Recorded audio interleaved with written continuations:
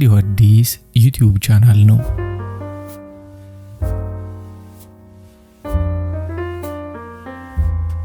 መውረድና መውጣት። ደራሲ በእውቀቱ ስዩም።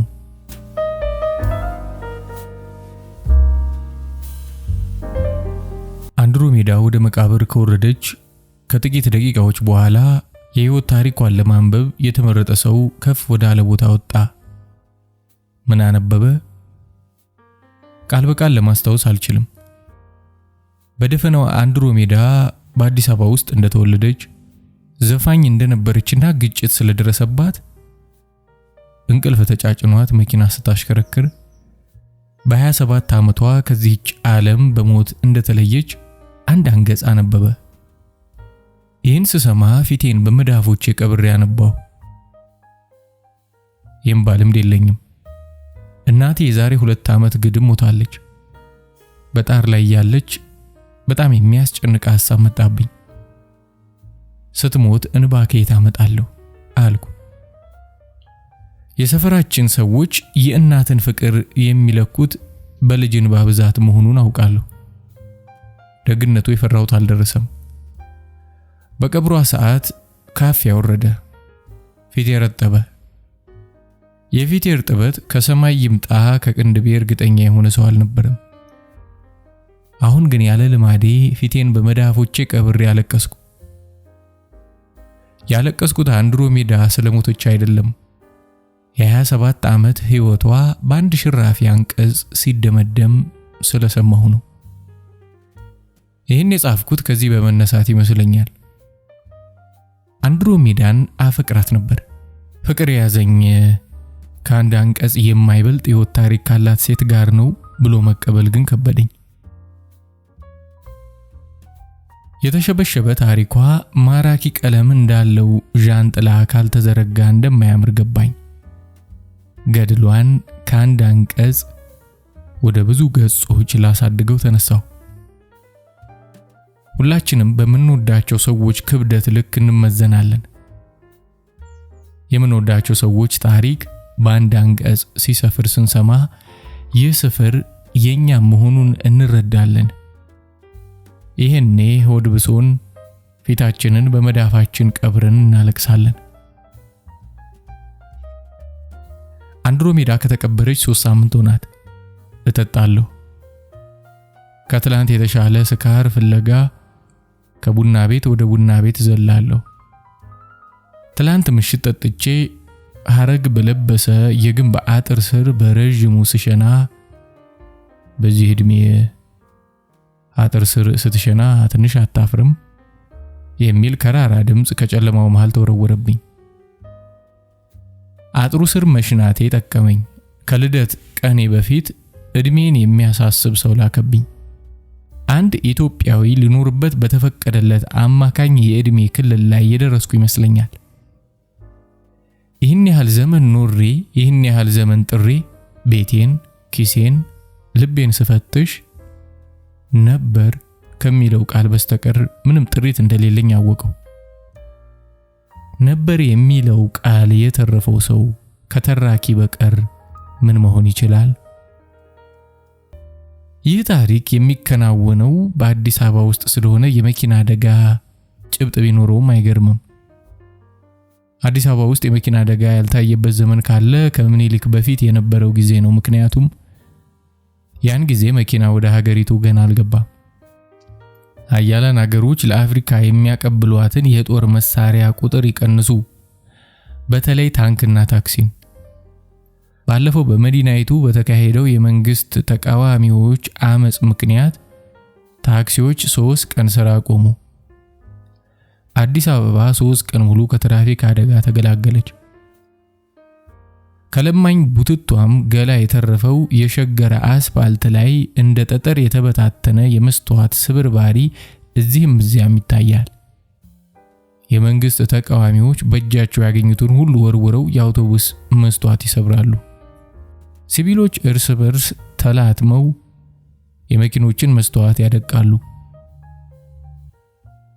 አዲስ አበባ ውስጥ በሰላምም ሆነ በቀውጢ ቀን የሚያከብር ስራ ካለ መስተዋት ጠጋኝነት መሆን አለበት። ትዝ ይለኛል አንድሮሜዳ በመኪና ወደ ቤቴ እየሸኘችኝ ነበር። ከኋላ ወንበሮች በአንዱ ተቀምጫለሁ። ትንሽ ከሄድን በኋላ መኪናዋ ዝግዛግ መወዛወዝ ስትጀምር አንድሮሜዳ ብዬ ጮኩ። ከጥቂት ሰዓታት በኋላ ሆስፒታል አልጋ ላይ ተገኘሁ። ለምን ተረፍኩ? ከሆስፒታል ከወጣሁ በኋላ እንኳን ይሄ ጥያቄ እንደ ዛር ሰፍሮብኝ ነበር። መጪው ጊዜ እንደታከምኩበት ሆስፒታል ግድግዳ አንዳች ማራኪ ምስል ያልተሰቀለበት ሆኖ ታየኝ። የአንድሮሜዳ መኪና ተጠርምሶ ከቆመበት ቦታ የሚቀጥል የእድሜ ጎዳና ልታየህ አለኝ። ራሴን እንደምገድል በጣም እርግጠኛ ሆንኩ። ከዚያ በፊት ግን አንድ የመጨረሻ ነገር ማድረግ ነበረብኝ። የአንድሮሜዳን ታሪክ ከአንድ አንቀጽ ወደ ብዙ ገጾች ማስረዘም ነበረብኝ። ለመሆኑ የመተረክ ስጦታ አለኝ? እኔ እንጃ። እርግጠኛ ለመሆን ሞክሬ ማየት ፈለኩ። ባልቆጠርኳቸው የአበሻ ሌሊቶች ውስጥ 2 አጫጭር ታሪኮች ተረኩ። የመጀመሪያውን ማየትና መጋረድ የሚል ርዕስ ሰጠሁት። ቀጣዩን መቅረብና መራቅ ብዬ ሰየምኩት። እኚህን ታሪኮች ለራሴ ሳነባቸው ደስ አሉኝ። እንዲህ ያለ ያተራረክ መልአክ አለኝ፣ የአንድሮሜዳን ታሪክ መጻፍ እችላለሁ አልኩኝ። ጽፌ ስጨርስ ምን ይቀረኛል? ራሴን ማጥፋት። በመተረክ ችሎታዬ መተማመን ስጀምር ራሴን ለማጥፋት ያለኝን ድፍረት መጠራጠር ጀመርኩ። ምን ነካኝ? ከመኪና አደጋ ከተረፍኩ በኋላ የድሮ አይደለሁም። ከሆስፒታል አልጋ ላይ የተነሳሁት እንደ ሄርማፍሮዳይት ሆኜ ነው። ከፊል ገላዬ ንጉስ ሻሪያር ነው፣ ከፊሉ ሻራዛድ። ለማንኛውም አሁን ስለ አንድሮሜዳ ልተርክ። አንድ ቀን እሷ በደረቷ ፍራሽ ላይ ተኝታ፣ እኔ ከፊት ለፊቷ እግሮቼን ፒራሚድኛ መሰቃቅዬ አጠገቧ ተቀምጬ ስለ ዘፈን እናወራለን። የኛ ሰው መስማት እንጂ ማዳመጥ ገና አልጀመረም። ለዚህ ነው ዘፈኔን ማጣጣም ያቃተው አለችኝ። የኛ ሰው ያለችው የዘፈን ክር መግዛት የሚችለውን የአዲስ አበባ ነዋሪ ነው። እስከዚህ ድረስ በራሷ እንድትመካ ያደረጋት አባቷ ይመስለኛል። በልጅነቷ ስታንጎራጉር ሰማትና በምድር ላይ እንዳንቺ ያለ ያማረ ድምጽ ተሰምቶ አይታወቅም አላት። በምድር ላይ ያሉትን ድምጾች ሁሉ ሰምቶ የሚያውቅ ይመስል። በአባቷ ትምክህተኝነት ምክንያት አማልክት ተቆጡ መሰል ተከታታይ ቅጣት ላኩባት። በ2 ዓመታት ውስጥ 2 አልበሞችን አከታትላ አሳተማለች። ግን አንዱን በወግ ሳይደመጥላት ቀረ። ተስፋ አልቆረጠችም። ቀኗን ጠበቀች። አባቴ ጉረኛ አልነበረም አለችኝ በሌላ ቀን። ግን ደግሞ ትሁትም አይደለም። ለዚህ ይመስለኛል በጣም የምወደው። አንገቴን እንዳልደፋ ያስተማረኝ እሱ ነው። ሰው እጅግ ትሁት የሚሆነው በሬ የሚያቀረቅረው ሊወጋ ሲያስብ ነው ይል ነበር። የትህትናም ሆነ የጉራ ዓላማ አንድ እንደሚመስለኝ ነገርኳት። የሁለቱም ዓላማ የበላይነት ነው። ልዩነቱ ጉረኛው የበላይነትን ተንጠራርቶ ይሸመጠጥባታል፣ ትሁቱ አጎንብሶ ይለቅማታል። የተገናኘነው እሷ 3ኛ አልበሟን ለመስራት በዝግጅት ላይ ያለች፣ እኔ በአዲስ አበባው አመጽ ምክንያት የጋዜጠኝነት ስራዬን ስላጣው ምንም ይሁን ምን ስራ በመፈልግበት ወቅት ነው። ግጥም የጀመርኩት በልጅነቴ ነው። በልጅነቴ ከቁርባን መልስ እስከ አፍንጫዬ ተከናንቤ ወደ ቤቴ ስንደረደር የወዲያ ማዶ ሰፈር ልጆች ድንገት እንደ ጉም ከበቡኝ። ከቁርባን የተረፈ መክፈልት ሊጠይቁኝ ነው ብዬ ሳስብ እንካስላንተያ ካልገጠምና አሉኝ። እንካስላንተያ አለኝ ቤት የሚመታ ስድብ እንደ አቡነ ዘመሰባያት በቃሉ ሲያጠና የሚውል ድምጸ ሰላላ ልጅ። ጭጭ ብዬ ልቀር ፈልጌ ነበር። ግን በኔ መሰደብ ለመዝናናት የጎመዡ ጓደኞቹ ጭጭ ብል ሲጦም የዋለ ሆዴ ላይ እንደሚረግጡኝ ስላወቅኩ በምን ተያ አልኩ። ባንበጣ። ምን አለ ባንበጣ ካልኩ በኋላ በጣ የሚጠናቀቅ ስድብ ምን ሊሆን እንደሚችል በሐሳቤ ስመረምር ቆማጣ፣ አይን አውጣ እና ፈጣጣ የሚሉ ስለመጡልኝ ለነኚህ ስድቦች ጫንቃዬን አሰናድቼ ስጠብቅ ድምፀ ሰላላው ልጅ ያልጠበቅኩትን አወረደው። እናትክን ብቻ ቅራሪ ልጠጣ ነው ያለኝ። መጋኛ እንደመታው ሰው ሁለመናዬ ተዟዟረ። ውጫጭ ጓደኞቹ እንደ ደጋን እየተቅለበለቡ ሳቁብኝ። እቤቴ ገብቼ እናቴ የነገረችኝን የሰማዕቱ እስጢፋኖስን ታሪክ በማሰብ ልጽናና ሞከርኩ። ግን አይሁድ በሰማዕቱ ላይ ካዘነቡት ኮረት ይልቅ የዚያ ማዶ ሰፈር ልጆች ስድብ የሚያም ሆኖ አገኘሁት። የሰማዕቱን ገድል ትቼ ቤት የሚመታ ስድብ ሳሰላስል አደርኩ። አነጋግ ላይ ብድሬ ለመመለስ ወደ ወዲያ ማዶ ሰፈር ሄድኩ። ምን ፈለክ አለኝ ድምፀ ሰላላው ልጅ ከጓደኞቹ ጋር ብይ ሲጫወት ባገኘው። ምን ካስላንተ ያልገጥም ነው አልኩት። ጓደኞቹ በብይ መጫወቻ አሞር ዙሪያ ከተንበረከኩበት ተነስተው የጉልበታቸውን አቧራ ያራግፉ ጀመር። ምን ካስላንተ አልኩ የፉከራ በሚመስል በሙሉነት። በምንተያ አለኝ ሰላላው ልጅ። በጣሳ። ምን አለ በጣሳ? እናት ወለደች የፍየል ጎረምሳ፣ አባትህ ደስ ብሎት እንጣጥ ብሎ ፈሳ። የግጥም ተሰጦ እንዳለ ብቻ ሳይሆን የተሰጦዬን ኃያልነት ያወቅኩት ያኔ ነው። ድምፀ ሰላላው ልጅ ፊቱ እሳት መሰለ፣ ቆይቶ አመድ መሰለ።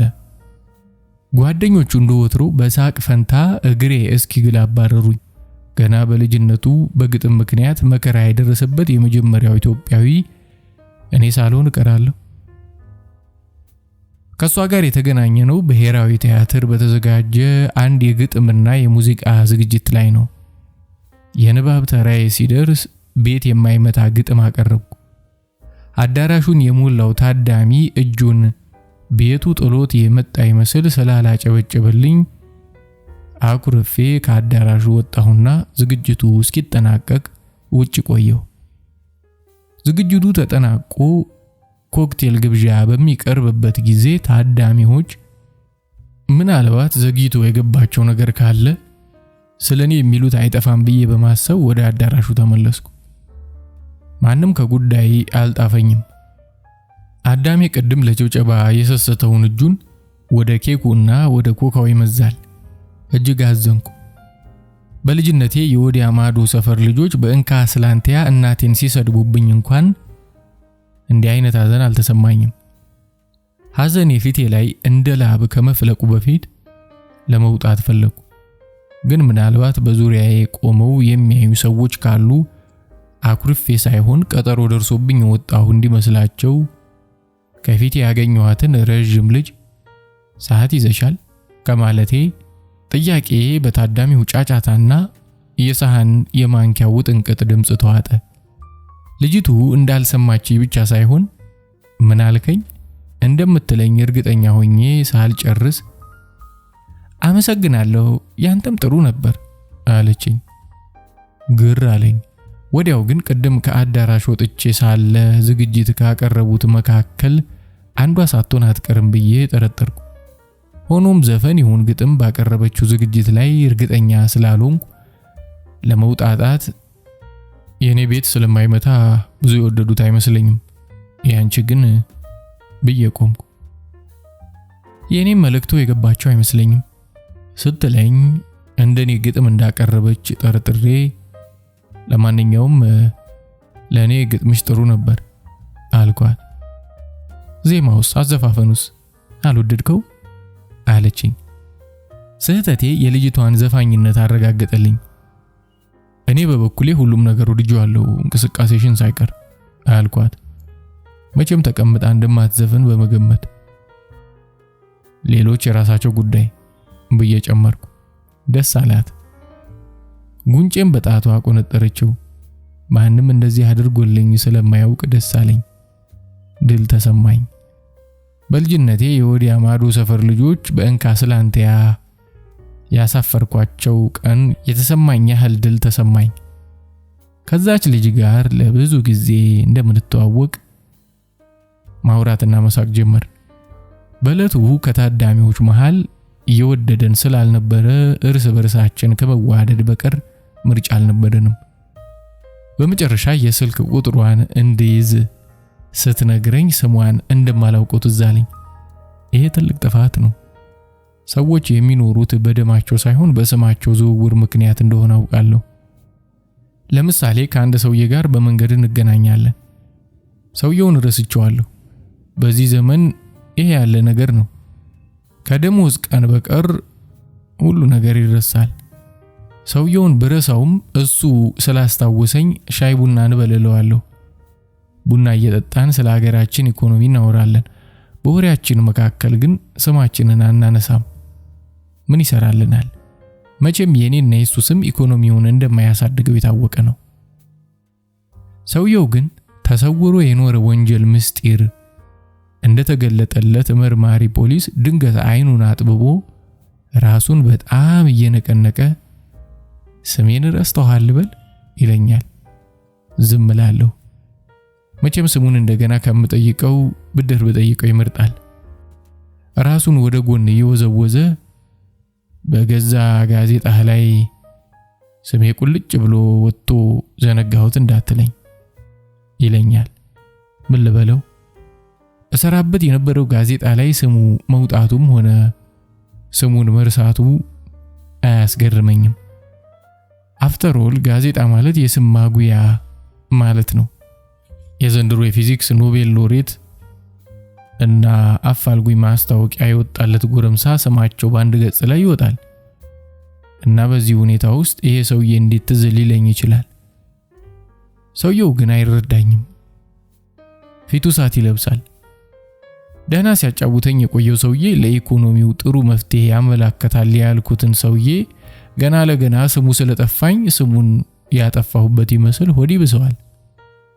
ሰዎች ስማቸውን ሲረሱባቸው አይደለም ሲያምታቱባቸው እንኳን እንደሚከፉ ልምድ አስተምሮኛል። ለምሳሌ ቤት አከራዬ ለብዙ ጊዜ ማን እንደሚባሉ አላውቅም ነበር። አንድ ቀን ከጎረቤታቸው ተቀያይመው ይህችን ይወዳል ተሼ ብለው ሲፎክሩ ስለሰማሁ በነጋታው ባጠገባቸው ሳልፍ ደህና ዋሉ ጋሽ ተሾመ አልኳቸው። ከጥርሳቸው ጋር አብሮ የበቀለ የሚመስለውን መፋቂያቸውን እንደነከሱ ከቤት በሚያባርር ግልምጫ ተመልክተውኝ ሄዱ። በኋላ ሳጣራ ተሾመ አይደለም ተሻገር ነው ስማቸው። ልብስ የምታጥብልኝ ምግብ የምታበስልልኝ ተመላላሽ ሰራተኛ አለችኝ። የቀጠርኳት ቀን ስምሽ ማን ነው አልኳት። የኔ አለችኝ በጠቋሚ ጣቷ ደረቷን እየነካች።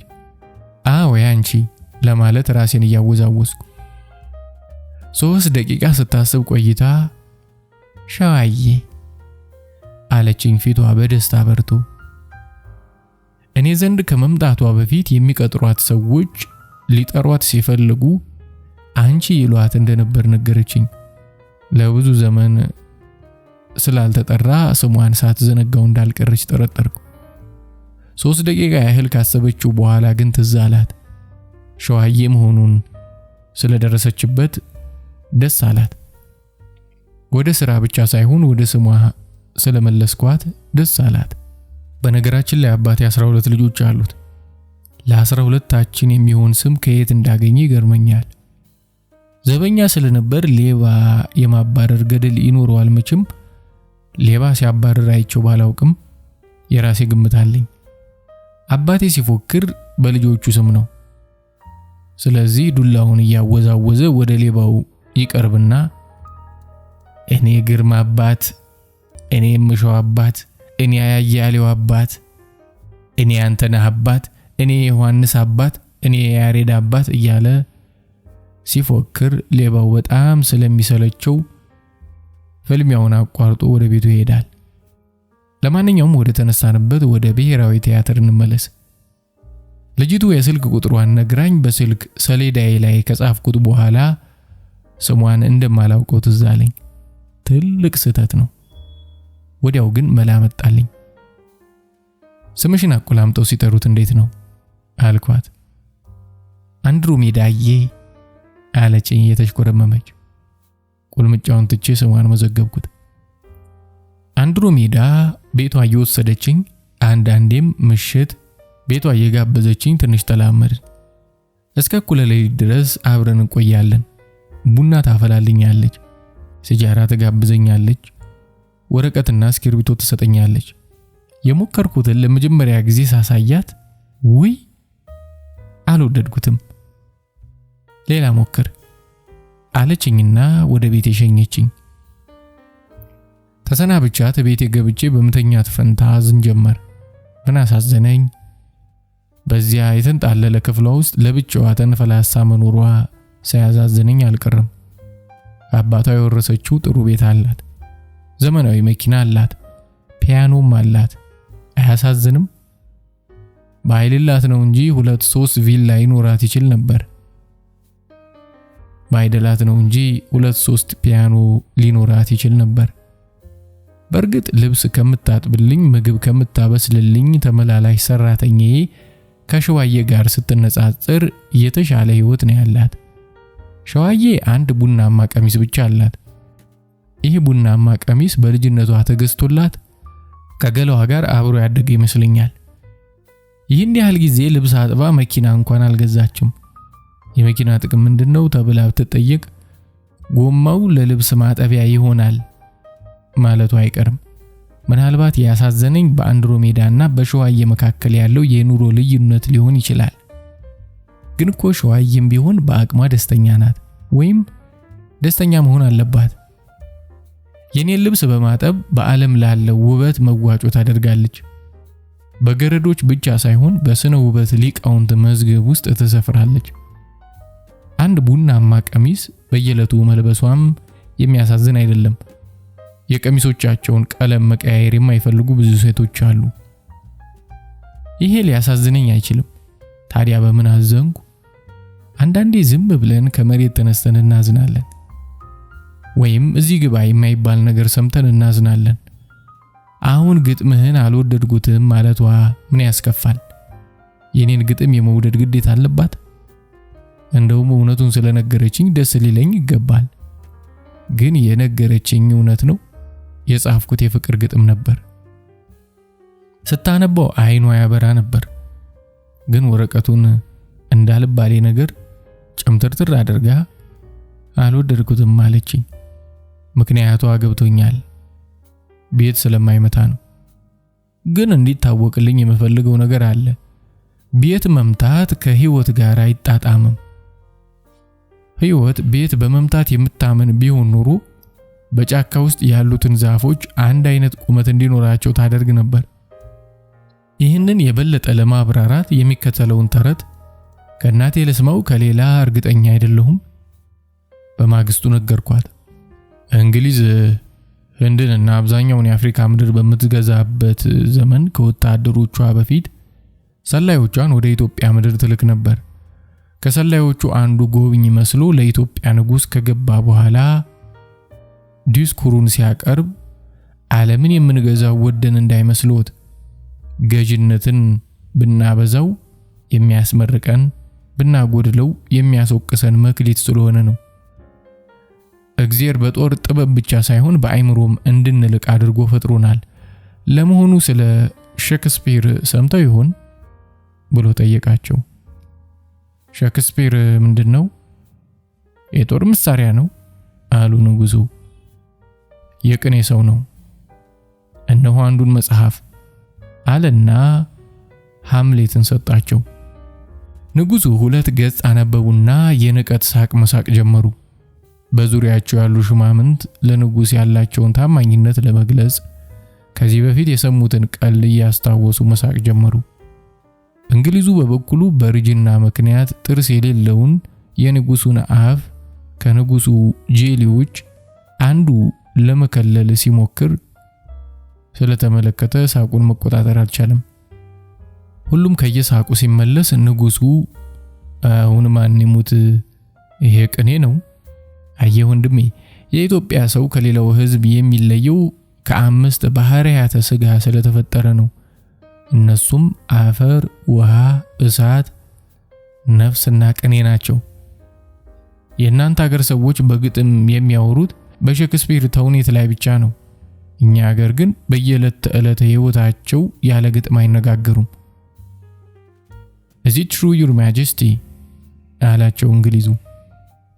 ታላመንክ እናያለን እስኪ አሉና ገጠሙ።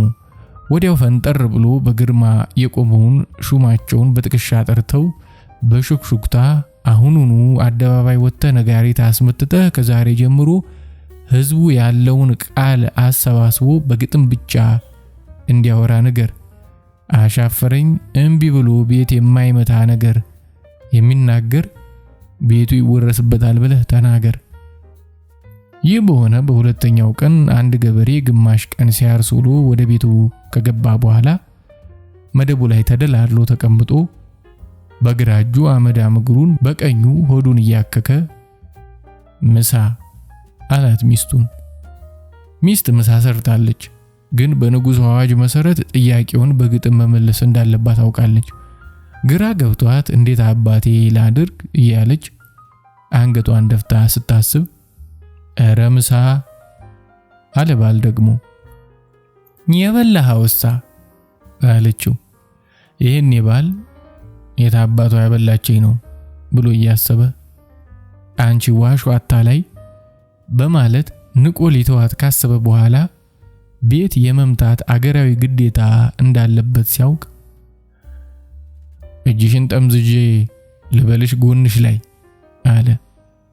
ይሄን እሷም ሳይቀድመኝ ልቅደም ብላ አንገቱን ልታንቀው ስትንደረደር እጇን ጠምዝዞ ጎኗ ላይ ረገጣት። እሪ ብላ ጮኸች። ንጉሡ ለካ በደጇ ባጀብ ያልፉ ኖሯል። ባልና ሚስቱን አስጠሩና ጩኸቱ ስለምን እንደሆነ ጠየቁ። ግርማዊነቶ ደርሶ ባያተርፉኝ እሞት ነበር ባሌ አስሮ ሲገርፈኝ አለች። አስሮ እንዳልገረፋት እሷም እግዚአብሔርም ያውቃሉ። ግን ምን ይደረግ ቤት መምታት ነበረባት። ንጉሡም ፍርድ ለመስጠት ሚስቱን የረገጣ አስከፋሽ ብለው ከጀመሩ በኋላ ጤማቸውን እየጎተቱ ስነኝ ይፈልጉ ጀመር። በአጀብ የከበቧቸው ሊቃውንት፣ ባለቅኔዎች እንዲሁም የውጭ ሀገር ሰዎች ተንፋሻቸውን ውጠው ሽቅብ ያያቸዋል። ሚስቱን የገረፈ አስከፋሽ ብሎ ይጠበቅበታል እንዲከፍላት ካሳ አሉ በልባቸው። ግን ቤት እንደማይመታ ሲያውቁ ሌላ ይፈልጉ ጀመር። ሚስቱን የገረፈ አስከፋሽ ብሎ ያለምንም ምህረት ይሰቀል ተገድሎ ካሉ በኋላ ፍርዱን አስፈጽመው ባጀብ ጉዟቸውን ቀጠሉ። አንድሮሜዳ ተረቴን በሙሉ ልብ ስትከታተለኝ እንደነበር በአይኗ መብራት ስለተረዳው እንዴት ነው አልኳት። አሪፍ ነው ንጉሥ ከሆንክ ከላይ ከሆንክ የፈለገን ሁሉ ማድረግ እንደምትችል የሚያስረዳ ጥሩ ታሪክ ነው አለችኝ። አንድ ምሽት ጫት ገዝታ ጠበቀችኝ። እንደማልቅም ስነግራት ቃም አለበለዚያ እንቅልፍ ያስቸግርሃል፣ ቢቀርብኝ ይሻላል። እግዚአብሔር የፈጠረውን እምቢ የምትል አንተ ማነህ? እግዚአብሔር ጫትን ቢፈጥርም ቃሙ ያለ ግን አይመስለኝም። ታዲያ ቤት እንድትጠርግበት የተከለው ይመስልሃል? እሷ ግን እንቅልፍ ቢያስቸግራትም አትቅምም ነበር። ለጥርሷ ውበት እየተጠነቀቀች እንደሆነ ገመትኩ። እንቅልፏን ለማባረር ከፍራሹ አጠገብ ካስቀመጠችው ሳፋ ውሃ እየጨለፈች ፊቷን ታረጥባለች። እግሮቿን አመሳቅላ ከኪቦርዱ ፊት ለፊት ትቀመጣለች። አይኖቿን ለጥቂት ደቂቃዎች ያህል ትጨፍናለች። ከዚያ በዝግታ በኪቦርዱ ቁልፎች ላይ ጣቶቿን ትበትናለች። ቁልፎቹን ጫን ለቀቅ ወጋ ወጋ ታደርጋለች። ይሄኔ ሚካኤል አንጀሎ ስዕል ላይ እንዳለው እግዚአብሔር ከጣቶቿ ሕይወት ይወጣል። ዜማ የምትሰራው እንዲህ ነበር። አንድሮሜዳ በ27 ዓመቷ ሞተች። እናቴ በለጋ ዕድሜዋ አረፈች። ቀዳማዊ ኃይለ ሥላሴ ግን 44 ዓመታት ነገሱ። አንዳንዴ እግዚአብሔር ለመሪዎች መሬትንና ሹመትን ብቻ ሳይሆን እድሜን የሚያከፋፍሉበት ስልጣን የሰጣቸው ይመስለኛል። ረጅም የስልጣን ዘመን እንጂ ረጅም እድሜ ገጥሞኝ የማያውቅ ለዚህ ይሆናል። ከዕለታት አንድ ቀን የታሪክ ጥናቶች ወደሚቀርቡበት አንድ ተቋም ሄድኩ። የመተማ ጦርነትና የአፄ ዮሐንስ ዕጣ የሚል ጽሑፍ ሲቀርብ ሰማሁ። አፄ ዮሐንስ አራተኛ በድርቡሽ ጥይት ተመተው ከሞቱ በኋላ አብሯቸው ሊቀበር የተዘጋጀ ዘውድና ሩቅ የሚያሳይ መነጽር ከአስከሬናቸው ሳጥን አጠገብ መገኘቱን ሰማሁ። ዘውድ ከመቃብር በኋላም ገረመኝ። ግን ምን አስገረመኝ? ዘውድን ከራስ ማውረድ ወደ መቃብር እንደ መውረድ አይቀልም።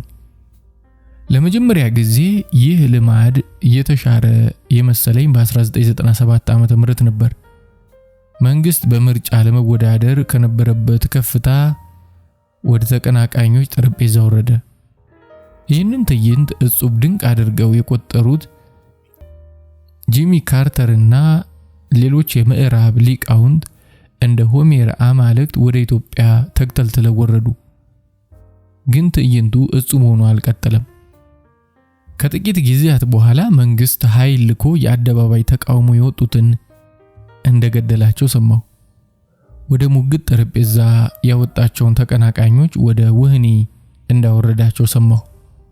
ከዚያ ግዳዩን ይዞ እንደ ንስር ወደ ነበረበት ከፍታ ተመለሰ።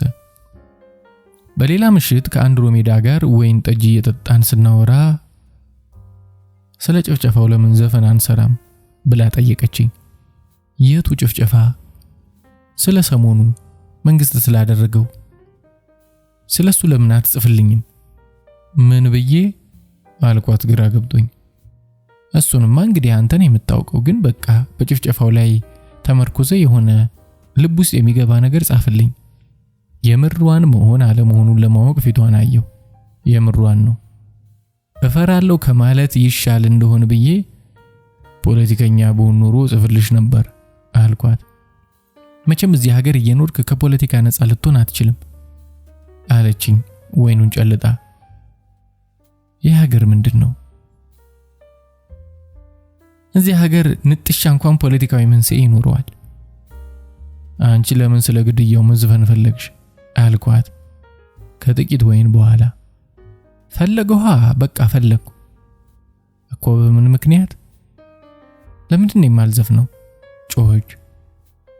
እነዚህ ሰማዕታት የሁላችን ወንድሞችና እህቶች አይደሉም? የፈሰሰው የኢትዮጵያውያን ደም አይደለም ወይ? ለምንድን ነው ዝም የምንለው? ለምንድን ነው ስለምንም የማይገደኝ እንደዚህ የምታደርገኝ? ለምንድን ነው? ወይስ ስለ ወገኖቿ ጥቃት የማቀንቀን መብት ያላት ማርያም አኪባ ብቻ ናት? ጠረጴዛችንን በወይኑ ብርጭቆ ቂጥ ወቀረችው። ወይን ጠጁን እየደጋገመች ስትሄድ ግን የቀደመ ሐሳቧን ማረም ጀመረች። ንገሪኝ ካልክ እኔ ተቃዋሚ አይደለሁም። እውነቴን ነው የምልህ። እኔ ሰፊ ህዝብም አይደለሁም። እውነቱን ንገሪኝ ካልክ እኔ ጭቁን ብሔረሰብም አይደለሁም። አንድሮሜዳ ነኝ። ይገባሃል? መስፈን የምፈልገው ግን ግድያውን አውግዤ ነው። በግፍ ደማቸው የፈሰሰ ምናምን እያልክ ጻፍልኝ። እሱን አቀንቅኜ እንትን ልበል። ምን ትይ? ታሪክ ልስራ። ምን አልሽ? ታሪክ እንስራ። ለሞራል ግን ጥሩ አይመስለኝም አልኳት። እንዴት? ተቆጣች። ስትቆጣ ተኝታ የተነሳች ይመስል ሞቅታዋ ለቀቃት።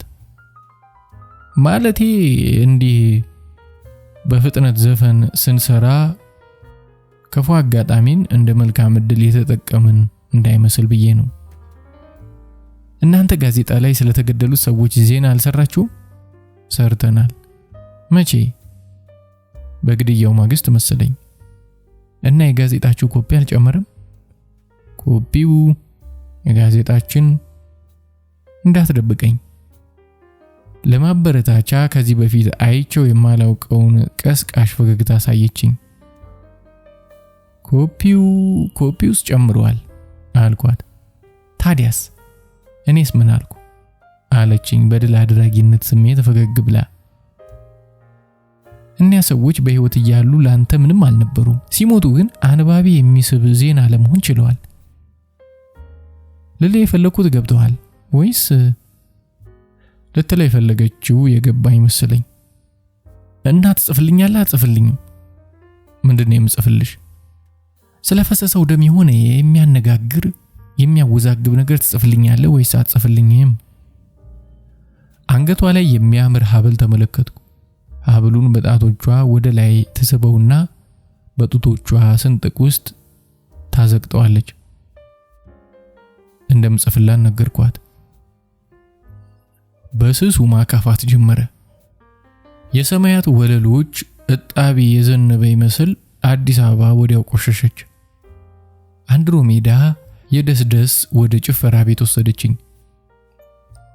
እንደደረስን ጥግ ጋሉት ቀያይ ሶፋዎች አንዱ ላይ ጎን ለጎን ተቀመጥንና ከፊታችን ወዳለው ውብ ትርምስ መመልከት ጀመርን። የሚችሉ ሰዎች፣ የሚዘሉ ብርሃኖች፣ የሚዘሉ ድምጾች ልቤን በደስታ ዘለሉት።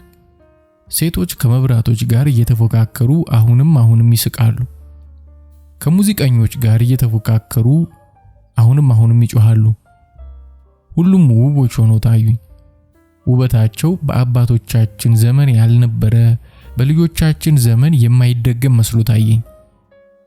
ስስ ልብሳቸውና ስስ ገላቸው እንደ ብርሃንና እንደ ነበልባል በአንድ ላይ ተዋህደው ታዩኝ። ሲሻቸው ይጠጣሉ። በክብሪት ራስ ሳይሆን በከንፈራቸው ፍም የተቀጣጠለ ሲጃራቸውን ወደ ላይ ያቦናሉ። የመኖርና የመለወጥ አዲስ ህልም ሲጋባብኝ ተሰማኝ። ከውብ ሴቶች ሲጃራ ጭስ ጋር ወደ ላይ መውጣት፣ ከኖህ በተረፈው ውሃ ዓለምን ከደምና ከእድፍ ማጽዳት አማረኝ። ወዲያው አንድሮሜዳ ድሮ ልጅ ሆኜ የብዙ ዘፈኖች አድናቂ ነበርኩ አለችና ከቁም ህልሜ እና ትዕይንት የመለሰችኝ። ወደ ሙዚቃ ስገባ ግን ጠምጄ ያስኳቸው።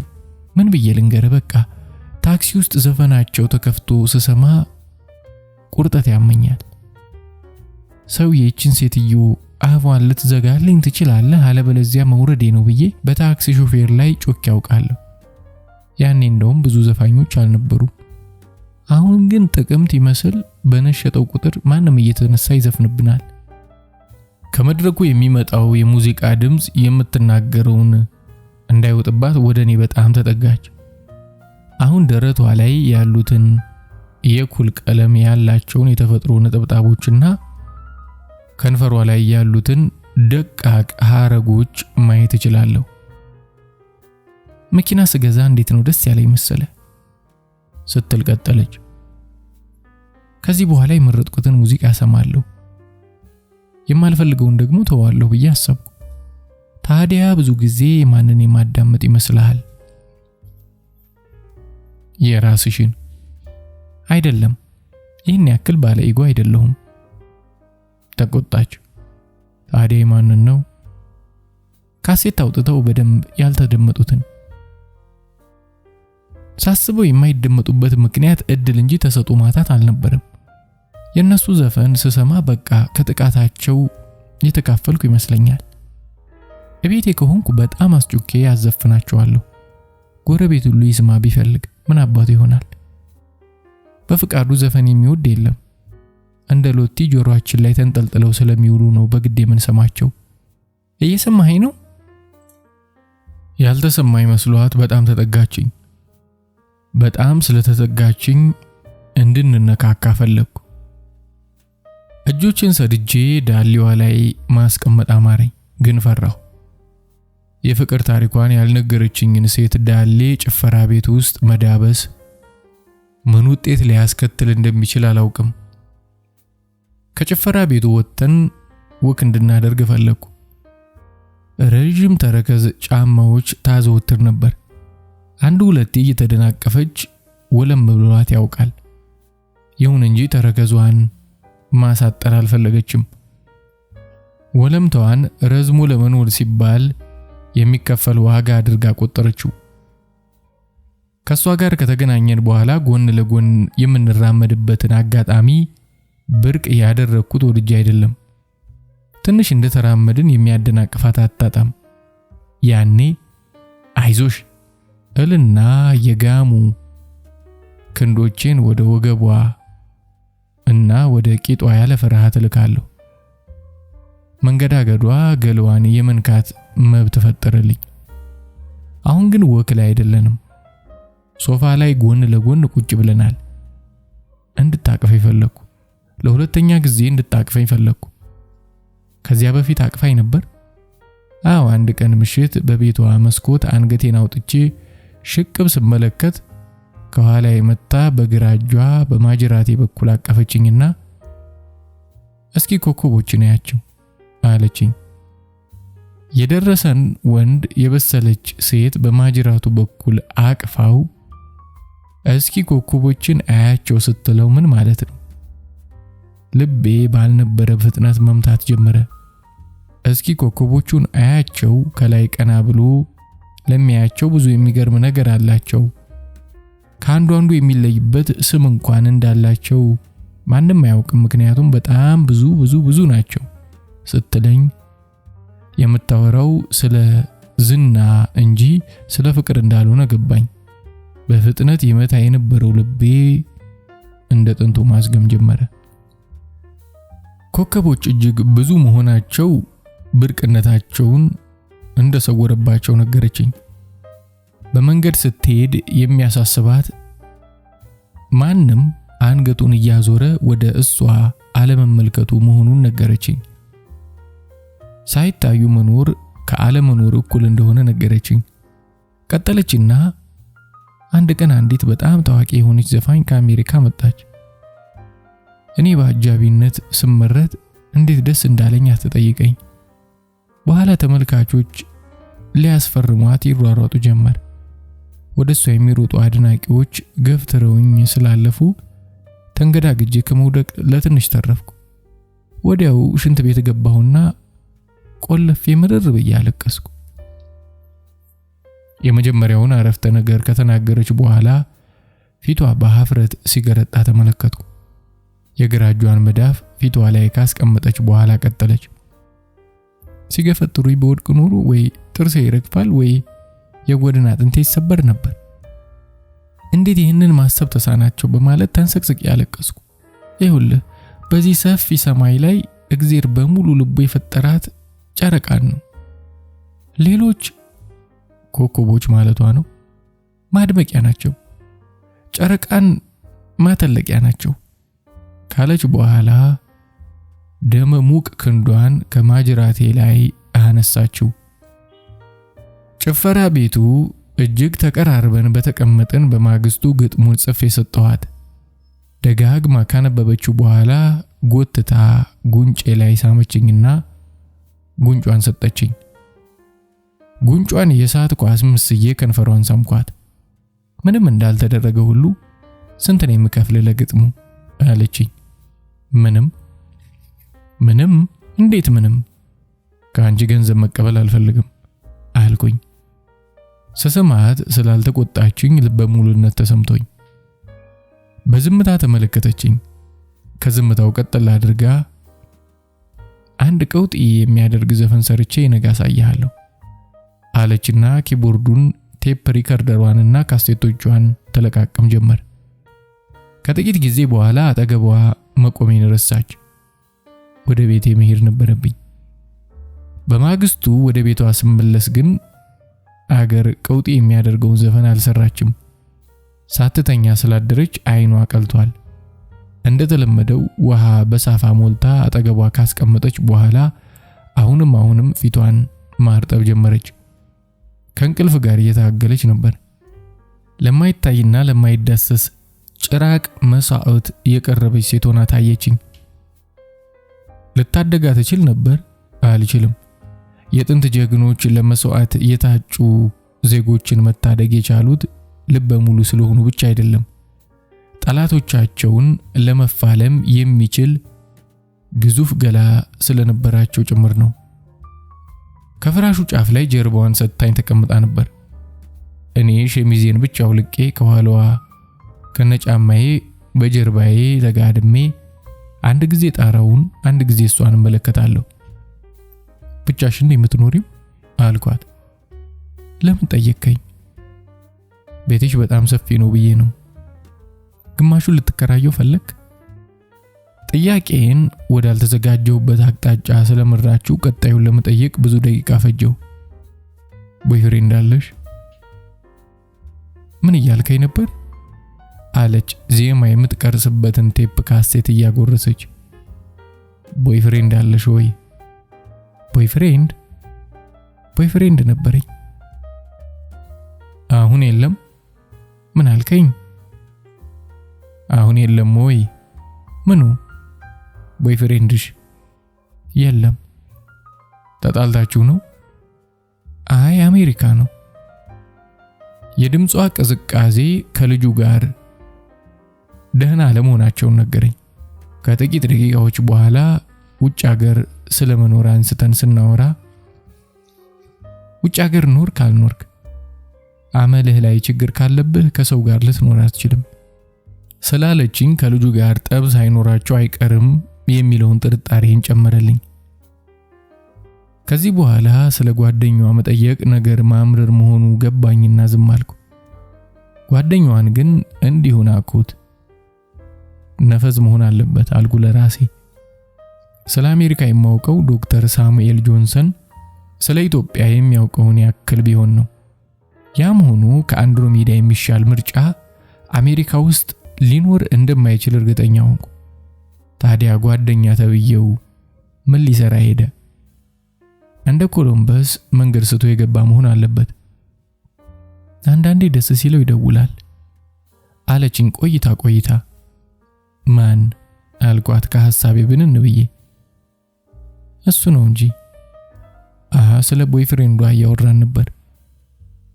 ለረሳው እየተዘጋጀሁ እያለ ይደውልና ሐሳቤን ይበታትነዋል። ድምጹን ስሰማ በቃ ወንድ ማየት ያስጠላኛል። ለጥቂት ቀን እሱን ብቻ አስባለሁ። ከዚያ ግን መልሶ ይዘጋኛል። አሁን ምን እንደሆነ ለራሴ የማውቀው ነገር የለኝም። ባክንቶ ብላ በከፊል ብቅ ያለውን ጡቷን ሸፈነች። ያምራል አልኳት ምራቄን እየዋጥኩ። ምኑ? አለችኝ ኮስተር ብላ። ስምሽ? አባቴን ያወጣልኝ አለችኝ። ሳይቸግረኝ ተንኩሼ ከጡቷ ወደ አባቷ አባረርኳት። አባቴ አስትሮፊዚክስ ነበር። ስለ ኮከቦች እብድ የሚያክል መጽሐፍ ጽፏል፣ ግን አንድም ሰው ስሙን አያውቅለትም። ለኔ ለራሴ ብዙ ነገር ነግሮኛል፣ ግን እኔም ረስቼዋለሁ ሁሉንም። ለነገሩ አንድ የማይረሳኝ ነገር አለ። የሞቱ ሰዎች ኮከብ ይሆናሉ የሚል ተረት ነግሮኛል። እሱን አረሳም። እና እንደነገርኩ አባቴ ማንም ሳያውቀው ሞተ። አያሳዝንም? ግን ለምን ያሳዝናል? እሱ የሚያምር ስም እንደሰጠኝ እኔም ስሙን አሳምርለታለሁ። ትንሽ ቆይታ እስኪ አሁን ደግሞ ስላንተ ንገረኝ አለችኝ። እግዚአብሔር ይስጣት። ማንም ስለራሴ ጠይቆኝ አያውቅም።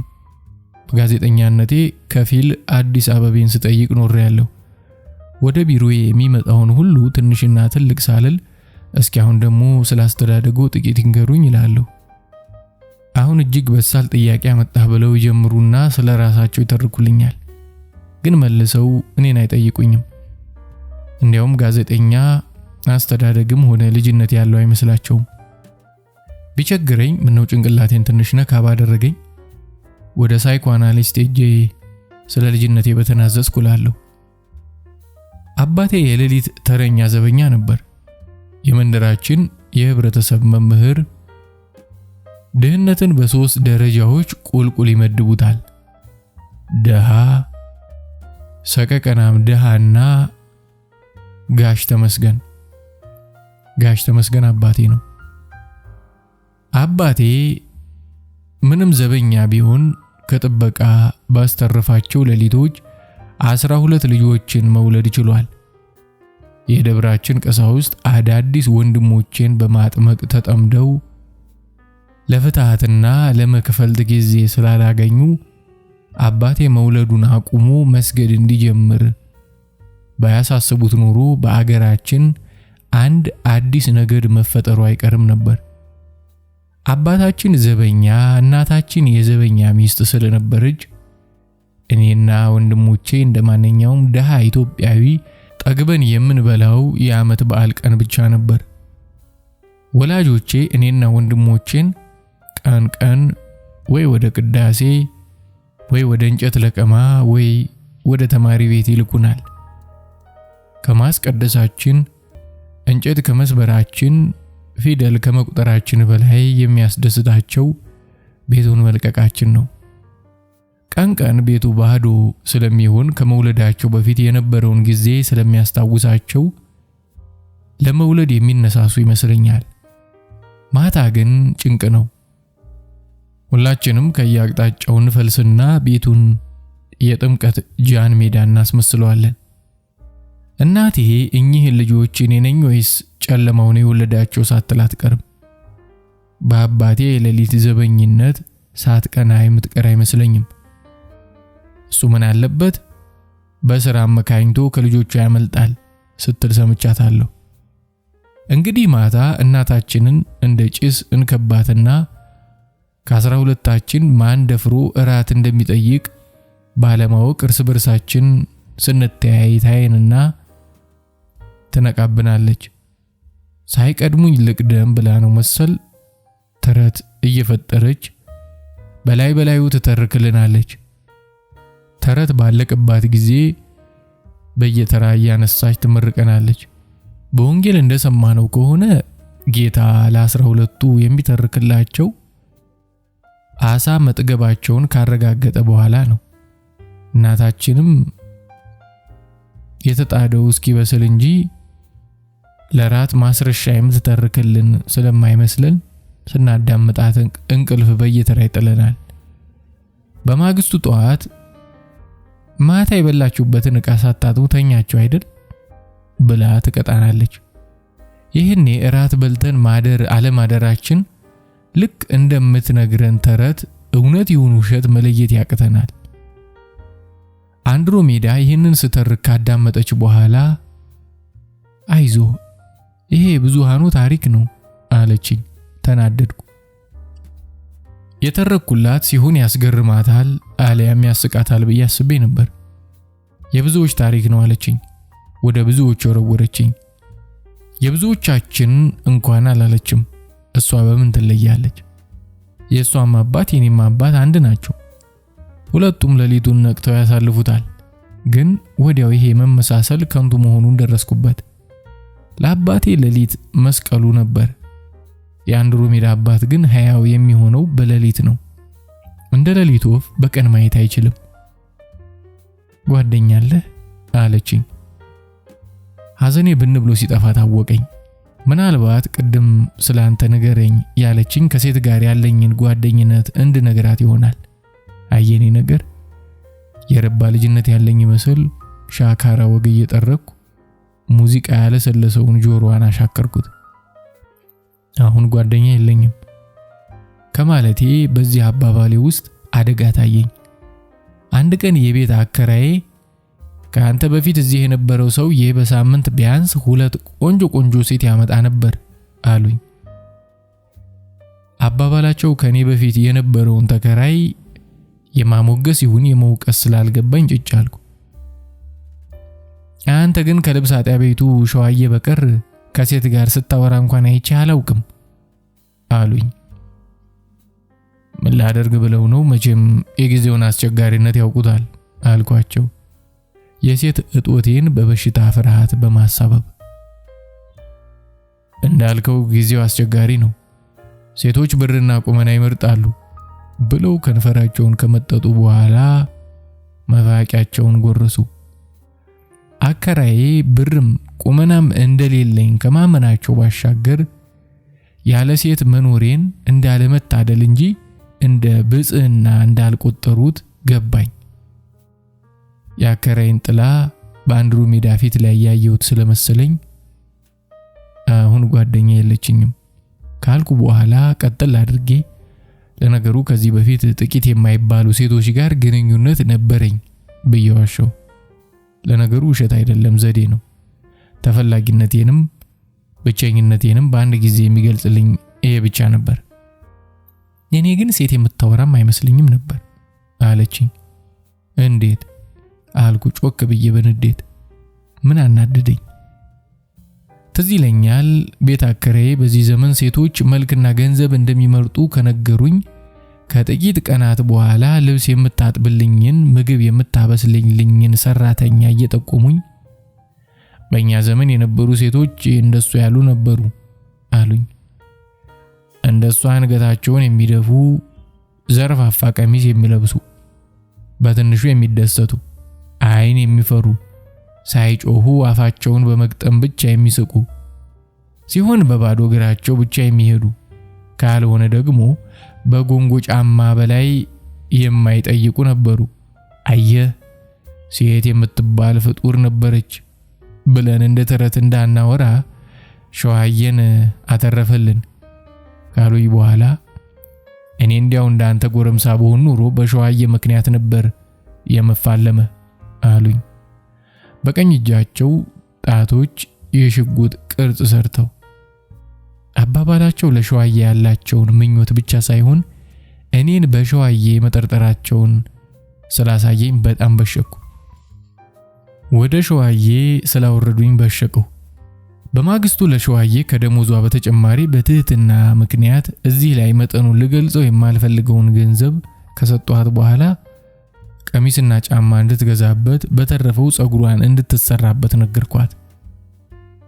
ደግሞ ጌታዬ ብለሽ አትጥሪኝ፣ እኔም አንቺም ቤት አከራይም ጎረቤቶቻችንም ሁሉ እኩል ነን፣ ጌታዬ አትበይ፣ ከዚህ በኋላ እጅም እንዳትነሽኝ አልኳት። እሺ እንዳሉት አደርጋለሁ ጌታዬ ብላ እስከ ጉልበቷ ታጥፋ እጅ ነሳችኝ። ገንዘብ ስለሰጠኋት ደስ አለኝ። የታባቱ ገንዘብ እንደሆነ ከኪስ ወድቆ የትም ይጠፋል። ሰው ገንዘብን ሳይሆን ደግ የሚሆንበትን አጋጣሚ ነው መፈለግ ያለበት አልኩ። ግን እንዲህ የማመን ከሆነ እስካሁን ድረስ ለምን ደግ ሳላደርግላት ቆየው? እውነቱ ሌላ ነው። ሸዋዬ እንድትለወጥ ፈልጌያለሁ። አንገቷን በደፋች አዳፋ ቀሚስ በለበሰች ጸጉሯን አመድ በወረሳት ሴት መጠርጠር ስለሌለብኝ እንድትለወጥ ፈልጋለሁ። ምክንያቱም ከዚህ በፊት የሆነ ቦታ ላይ እንደተናገርኩት ሁላችንም በምንወዳቸው ሰዎች ልክ እንመዘናለን። ከጥቂት ጊዜ በኋላ በአዲስ አበባ አመጽ ፈነዳ። ሸዋዬ ለማብሰል ወደ ቤት የመጣች ከጣደችው ድስት እኩል አመጹም እየጋመ ሲመጣ ታክሲ በከተማው የለም። በአውቶቡስም መሄድ አጉል ነው። በመንገድ ላይ በተበራሪ ጥይት የሞቱ ሰዎች አሉ። እዚህ ብታድር ይሻላል አልኳት። ወዲያው በጭስ ይሁን በሐዘን በምን እንደተፈጠረ የማይታወቀውን አይኗን በእጅጌዋ እያበሰች አይ አይ አይ አሁን እኔ መሐይሟ እያለሁ ስንቱ የተከበረ ሙቶ ይሆን ትል ጀመር። በጣም አፈርኩ። ሸዋዬ ለምንድን ነው ሁልጊዜ ዝቅ ዝቅ የምትይው አልኳት። ኧረ እኔ ቃለ መፈለግ ታልሆነ በቀር ቀና ቀና ብዬ ነው መሄድ አለችኝ። የለም አባባሌ ለምንድን ነው ራስሽን የምታዋርጂው? አዋርጄ ሞቻለሁ እቴ አለች ሳቅ እየተናነቃት። ለመሆኑ በዚህ ወር የሰራሁትን በደል ዘንግተውት ነውን እንዲህ የሚሉኝ? አሁን ሱሪ ከማስጫው ሽቦ ላይ እንዳለ ትቼው ሄጄ አዘረፍኩበት ዝም አሉኝ። የሞራ ሳሙና ረስቼ ገብቼ ለውሻ አስበላሁበት ዝም አሉኝ። የጋዙን ክር ከአቅሙ በላይ ጎልጉያ አውጥቼ ማንደጃውን አቃጠልኩበት። አይተው እንዳላዩ ሆነው ልቦ ተቃጥሎ ክፉ ላለመናገር ጭጭ አሉኝ። በማላውቀው ገብቼ ቴቦን ስጎረጉር የቴዲ አፍሮን ካሴት ልቃቂት አስመስዬ ጎልጉሌበት ዝም አሉ። ጋዜጣ ወጣ አልወጣ ብለው ባመጡት ደሞዝ የገዙትን 5 ሊትር ዘይት በቀሚስ የጠልፌ ስከነብለው አዩኝ። አሁንም ጭጭ አሉ። ሌሎች ቢሆኑ ኑሮ ምን እንደሚያደርጉኝ እኔ ነኝ የማውቀው። ምን ይሉኛል? አንቺ ደረመናም የደረመናም ልጅ፣ አንቺ መናጢ ድሃ የመናጢ ድሃ ልጅ፣ ቤታቸውን አፍርሺ ተብለሽ ነው የተላክሽ ይሉና እመቤቲቱ ወርቅ በተገጠቀጠበት ጣታቸው ደጋግመው በጥፊ ያነባርሩኛል። ባልየው በበኩሉ ከ500 እስከ 800 ብር በሚገመት ቆዳ ጫማ በካልቾ ልቤን ይለኛል። ባልየው እግሩ ካልጣመነ እመቤቲቱ ጣታቸው ካልደከማቸው በቀር አይተውኝም። እርስዎ ግን ዝም አሉኝ። ያህል በቃ ብሎ 90 ብሩን መሽልቀው ሰጡኝ። ደሞ ጸጉርሽን ተሰሪበት ቀሚስ ግዥበት ማለቱ። እውነቴን ነው የምለው፣ ትላንት ልቤ ተነክቶ እንድቸው ሳለቅስ ነው ያደርኩት እና የሰው ሱሪ አዘርፌ ቀሚስ ልግዛ ቢሆነኝስ እንደ አቡነ ገብረ መንፈስ ቅዱስ ከገደል ጫፍ በጭንቅላቴ ቆሜ 40 ዓመት ሙሉ ወየው አልኩ። ቢሆንልኝስ እንደ ክርስቶስ ሰምራ ባደፈ ውሃ ውስጥ ተኝቼ አሳውና አልቅቱ በብብቴ በተመላለሰ። ቢሆንልኝስ እንደ ንጉስ ዳዊት አመድ በላይ ነስንሼ 3 ቀን 3 ሌሊት ጦሽ ብዬ ባለቀስኩ። እንዲህ ስትለኛ መሸች። ሸዋዬ ለመጀመሪያ ጊዜ በምሽት ቤቴ ውስጥ መሆኗን ያወቁት አከራዬ መፋቂያቸውን እንደጎረሱ አሁንም በደጃፌ ሲመላለሱ ስላየው ሸዋዬን ከመከራ ለመታደግ ማስጠለሌን በሌላ እንዳይተረጉሙብኝ ስለፈራው መቼም ዛሬ ቀውጢ ቀን ነው፣ ታክሲም ሆነ አውቶቡስ በአገሩ የለም አልኳቸው። ሱቆች ስላልተዘጉ ተመስገን በል፣ ቢያንስ ኮንዶምህን በጊዜ ትገዛለህ አሉኝ። አከራዬ ከሸዋዬ ጋር ልተኛ እንዳሰብኩ ለራሳቸው እርግጠኛ መሆናቸው ብቻ ሳይሆን የምተኛበትን መንገድ ስለገመቱ ተበሳጨው። እስኪ አሁን በሞቴ እንዴት ነው ከሸዋዬ ጋር የምተኛው አልኩኝ በንዴት። ወዲያው ከሸዋዬ ጋር እንዴት እንደምተኛ ስለታየኝ ድንገተኛ ምኞት ልቤን ሞላው። እራት ዶሮ ሰራችልኝ፣ ቢራ ከፈተችልኝ። ለሷ ግን ሌላ ድስት ጥዳ ሽሮ ማንተክተክ ጀመረች። ምን ነው ትጾም ያለሽ እንዴ አልኳት። ግን ለመጾም ያደረገችው እንዳልነበር አወኩ። ከኔ እኩል ለመሆን እየጣረች ኖሯል። ከራት በኋላ ወለል ላይ ስታነጣጥፍ እዚህ ላይ ትተኛለሽ አልኳት አልጋውን እየነካው። ምድር ስለለመድኩ አልጋ ላይ እንቅልፍ አይወስደኝም። ምኞቴ ጥሎኝ ሄደ። እሷ ወለሉ ላይ እኔ አልጋ ላይ አደርን። ይህ ከሆነ ከብዙ ቀናት በኋላ አንድሮሜዳ እኔ ግን ሴት የምታውቅ አይመስለኝም ነበር ብላ ወደሷ ከመምጣቴ በፊት የነበረውን ታሪኬን በአንዲት አረፍተ ነገር ከለሰችው። ተናደድኩ። በኪቦርዱ ቁልፎች ላይ የተበታተኑትን ውብ ጣቶቿን መርገጥ አሰኘኝ። ምን አናደደኝ? አንድሮሜዳ የተሰወረውን ገበናዬን ስለደረሰችበት ተናደድኩ። ከሸዋዬ ጋር ሳልተኛ መቅረቴ አሁን የበለጠ ቆጨኝ። እግዚአብሔርን ቀን የአዲስ አበባን አመጽ ያስነሳው ህዝቡ ከአምባገነን መንግስት ነፃ እንዲወጣ አስቦ አልነበረም። ከድንግልናዬ ነፃ እንዲወጣ ሲያመቻችልኝ አስቦ ኖሯል። እኔ ግን ስጦታውንም ቢያልኩት። ስለዚህ ተቆጥቶ ምስጥሬን ለአንድሮሜዳ ሹክ አላት። ይሄው አሁን የኪቦርድ ቁልፎቿን እየነካካች እኔ ግን ሴት የምታውቅ አይመስለኝም ነበር ብላ እንደተዘባበትብኝ ድፍረት ሰጣት። ያ የማታ ዕድል እንደ ብርቅ ወፍ ከጄ ሊያመልጥ አይገባም ነበር። ካልጋዬ ላይ ዱብ ብዬ በለሆሳስ እየተራመድኩ ወደ ሸዋዬ ፍራሽ መውረድ ነበረብኝ። ከዚያ ላይ መውጣት ነበረብኝ። ማቀፍ ነበረብኝ። ግጥም አድርጌ ማቀፍ ነበረብኝ። እንዲህ ያሰብኩ አንድሮሜዳን አቀፍኳት። አንድሮሜዳ የተቀመጠችበት ፍራሽና ከብዙ ቀናት በፊት ሸዋዬ ተጠቅልላ የተኛችበት ፍራሽ አንድ ሆኖ ታየኝ። አንድሮሜዳን አቀፍኳት። የገዛ ትንፋሼ ከንፈሬን ሲያነደው ተሰማኝ። ምንድነው አለችኝ። አልመለስኩላትም። ዞር አቀፈችኝ። ቀበቶዋን በደመ ነፍስ መፍታት ጀመርኩ። ዝም አለችኝ። ቀበቶዋ ተስቦ አላልቃለኝ። ኮንዶም ይዘሃል አለችኝ። ከታች ሆኜ ሱሪዋን እንደ ባንዲራ ቁልቁል ማውረድ ሲጀምር አልያዝኩም። ለምን አልያዝክም? ረስቼ መጣሁ አልኳት ካፌ እንደመጣልኝ። ኮንዶም ረስቶ መውጣት እሱን ረስቶ ከመምጣት አይተናነስም አለችኝ ቁጣ በሚለው ድምጽ። እሱን ስትል ወደ ሱሪ ዚብ እየጠቆመች። ሸሚዜን ለብሼ ከቤት ወጣሁ። ከፊቴ ያሉትን አልፎ ያጆች በብዙ እጆቼ እየገፈተርኩ መራመድ ጀመርኩ። ፋርማሲ ስደርስ አንድ ግዙፍ ደንበኛ የፋርማሲውን በር በትከሻው ዘግቶ ፓራሲታሞል አለ ሲል አገኘሁት። ፓራሲታሞል ሲሰጡት እስቲ የእግር በሽታ ማጥፊያ ሳሙና እግረ መንገዳችሁን ስጡኝ ይል ጀመር። ክፉኛ ስለቸኮልኩ የኮንዶሙን ገንዘብ አሰናድቼ ለመጠበቅ እጄን ወደ ኪሴ ያንተ ያለ ኪሴ ደረቴ ላይ የለም። ሸሚዜን ገልብጬ መልበሴን ሳይ ሽምቅቅ አልኩ። ሳደርገው የቆየሁት ነገር በሙሉ በሸሚዜ ግልባጭ ላይ የተጻፈ ይመስል ክፉኛ አፈርኩ። ሳይደግስ አይጣላም። ከፋርማሲው ጥቂት እርምጃ ራቅ ብሎ ፎቶ ቤት ታየኝ። ተንደርድሬ ወደ መልበሻው ክፍል ገባሁ። ሸሚዜን በፍጥነት አስተካክዬ በገባሁበት ልወጣ ስል ካሜራ እንደ ማህተብ አንገቱ ላይ ያንጠለጠለ ወጣት ገብቶ በሩን እየዘጋ ከለር ነው ብላክ አለኝ።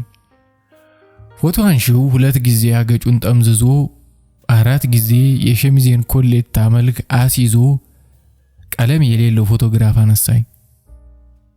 ወደ አንድሮሜዳ ተመልሼ በሩ ላይ ስደርስ የገዛ ግጥሜን በዝግታ ስታዜም ሰማዋት። በሩን ከፍቼ ቀድሞ የደረሰ ግሬን ምንጣፍ ላይ ሳሳርፍ በቀኝ እጇ ኪቦርዱን እየተጫወተች የግራ እጇን መዳፍ ከንፈሯ ላይ አስቀምጣ የዝም በል ምልክት አሳየችኝ። በለሆሳስ ተራምጄ ፍራሹ ላይ ከወጣው በኋላ በጎኔ ተኝቼ ዜማዋን ቀድታ እስክትጨርስ ድረስ ልጠብቃት ሞከርኩ። ተነሳሁና ከፊት ለፊቷ ግድግዳ ተደግፌ ቆምኩ። 2 እግሮቼ እንደ እጅ በአየር ላይ የተንጠለጠሉ መሰለኝ። ታዲያ በምን የቆምኩ? አሁን በቃ ሂድ መሽቶብሃል አለችኝ አንድሮሜዳ። ሰዓቱ ሄዷል እኮ አልኳት ሀፍረትና ብሽቀት እየተሰማኝ። ልክ ነህ፣ ከዚህ በላይ እንድታመሽ አልፈልግም። እዚህ ባድርስ አትችልም። ለምን? ምን አደረኩ? አታድርም ብያለሁ፣ አታድርም። ዛሬ ዜማ ስለመጣልኝ ዘፈኑን ሰርቼ ማድር አለብኝ። ታዲያ አብረን አንችልም ብያለሁ፣ አንችልም። 2 ቀን በተከታታይ አልተኛሁም፣ ይገባሃል? ዛሬ ካልጨረስኩት አለቀልኝ። ብድግ አለችና በሩን ከፈተችልኝ። ተከትያት ወጣሁ። መኪናዋ የቆመበት ቦታ ስንደርስ የጋቢና በር ከፈተችልኝ። ግብዣውን ቸል ብዬ ከኋላ ወንበር አንዱ ላይ ቁጭ አልኩ። አኩርፈህ ነው? ምን አስኮርፈኝ አልኩኝ ሆድ በባሰው ድምጽ። የመኪናውን ሞተር አስነስታ ወደ ኋላ መንደርደር ጀመረች። ፊቷን ላለማየት ያደረኩት ጥረት አልተሳካም። የኋላ መንገዷን የምታይ መስላ አንገቷን ወደኔ ያዞረች። ለመጨረሻ ጊዜ ፊቷን እየጋበዘች ይኖሯል። ከዚያ ወደ አስፋልቱ ገባን። ወደ ቤት እየሸኘችኝ አልነበረም፣ ከህይወቷ አርቃ እየሸኘችኝ እንጂ። አንድሮሜዳ ሞተች። ከዚያ በኋላ ስሟ ሲጠራ የሰማሁት የዮሴፍ ቤተክርስቲያን ለተሰበሰብነው ወዳጆቿ ከአንዲት አንቀጽ የማይበልጥ ታሪክ ካነበበው ሰው አንደበት ነው። ሰሞኑን ከቡና ቤት ወደ ቡና ቤት የተሻለ ስካር ፍለጋ ዘላለሁ። ከዚያም ሐረግ በለበሰ የግንብ አጥር ስር እሸናለሁ። የሽንቴ አለቅጥ መርዘም ለብዙ ደቂቃ እንድቆም ያስገድደኛል። ይህም ልጅነቴን ያስታውሰኛል። አብዛኛውን ልጅነቴን ያሳለፍኩት ቆሜ ነው ማለት ይቻላል። ምናልባት ከአክሱም ሐውልት በቀር በመቆም የሚስተካከለኝ የለም። ማለዳ እነሳለሁ፣ ወደ ትምህርት ቤት ሄድና የባንዲራ መዝሙር እስኪያልቅ ቆማለሁ። የባንዲራ መዝሙሩን የጻፈው ሰውዬ በስንኝ ብዛት ተከፍሎታል መሰል አለቅጥ አስረዝሞታል። ከትምህርት በኋላ እናቴ ወደ ቤተክርስቲያን ትልከኛለች። በቅዳሴ ሰዓት አዛውንት ምዕመናን መቋሚያ ተደግፈው ወይም ግድግዳ ላይ ዘመም ብለው ጸሎት ሲያደርሱ ያለው። ባለመቆማቸው የሚቆጣቸው መልአክም ሆነ ካህን አልነበረም። እርጅና ጥቅም አለው። ድካምን በገሃድ የመግለጽ መብት ያጎናጽፋል። ወጣቶችና ልጆች ግን ለ3 ሰዓታት ያህል እንድንቆም እንገደዳለን። ለ3 ሰዓት ያህል ቆመን እግራችን እንደ ሸምበቆ አለመሰበሩ እግዚአብሔር ስለመኖሩ ማረጋገጫ ይመስለኛል። ከቤተ ክርስቲያን ወደ ቤት ስመለስ እናቴ ና ወዲህ ልመርቅህ ትላለች። ምርቃቷ እስኪያልቅ ድረስ ከባንዲራ መዝሙርና ከቅዳሴ የተረፈው ቅልጥሜ እየተንቀጠቀጠ በፊቷ ቆማለሁ። በባህልም ሆነ በፖለቲካ መቆምን የአክብሮት ምልክት አድርጎ የፈጠረው ሰውዬ ቂጥ የሌለው መሆን አለበት ብዬ ያማርር ነበር። በልጅነቴና በአሁኑ ዕድሜ መካከል ያለው አንዱ ልዩነት ስለ መቆም ያለኝ የአመለካከት ለውጥ ነው። ሰሞኑን ማታ ማታ ቤቴ ደጃፍ ላይ በፈቃዴ ቆምና በድፍርስ አይኖቼ ኮከብ አያለሁ። ሙታን ወደ ኮከብ ገላ ይለወጣሉ የሚለው አንድሮሜዳ የነገረችኝ ተረት ትዝ ይለኛል። ስካር ባለሰለሰው ልቤ ስመረምረው ይህ ተረት ከማንኛውም እውነት በላይ ያሳምነኛል፣ ከየትኛውም ውበት በላይ ያማልለኛል። አሜን አሜን ለይኩን። በሙታንና በሕያዋን መካከል ያለው ርቀት በኮከቦች እግርና በእኛ በቋሚዎች ራስ መካከል ያለው ርቀት ይሁን። ቤቴ ደጃፍ ላይ ሆኜ ሳንጋጥጥ ከመቀመጥ ይልቅ መቆምን የምመርጠው ለዚህ ነው። ቆሞ ወደ ላይ መመልከት ወደ አንድሮሜዳ ገላ በቁመት ልክ መጠጋት ነው። በእኔና በሷ መካከል ያለውን ርቀት ማጥበብ ነው።